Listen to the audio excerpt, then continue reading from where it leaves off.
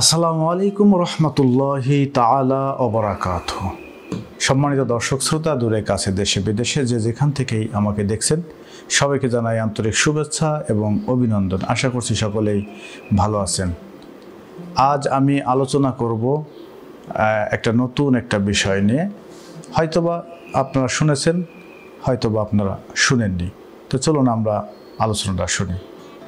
আপনারা অনেকে আছেন যারা রাতের গভীর পর্যন্ত গল্পগুজবে মেতে থাকেন। আপনারা কি জানেন যে রাতের গভীর পর্যন্ত গল্পগুজব করা বা অনেক গভীর রাত পর্যন্ত জেগে থাকা, এটা আল্লাহ রাসূল নিষেধ করেছেন? না, অবশ্যই অনেকেই জানেন না। তো আজকে জেনে নেন।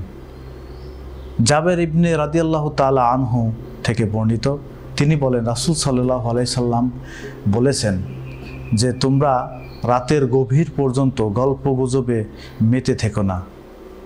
তোমরা অনেকেই জানো না, রাতের গভীরে আল্লাহ পাক রব্বুল আলামিনের সৃষ্টির কিছু জিনিসকে স্বাধীনভাবে ছড়িয়ে দেন। তোমরা তোমাদের ঘরের দরজাকে বন্ধ করে রাখো, তোমাদের পানপাত্রকে ঢেকে রাখো এবং আলো নিভিয়ে দাও। আমি বলতে চাই যে আমরা রাতের গভীর পর্যন্ত গল্পগুজবে মেতে যদি থাকি, তাহলে আল্লাহ পাক রব্বুল আলামিন যে সৃষ্টির কিছু জিনিসকে ঘোরার জন্য যে স্বাধীন করে দেন, তারা হয়তোবা আমাদেরকে অনেক ক্ষতি করতে পারে। বিধায় আল্লাহ রাসূল সাল্লাল্লাহু আলাইহি সাল্লাম আমাদেরকে নিষেধ করেছেন।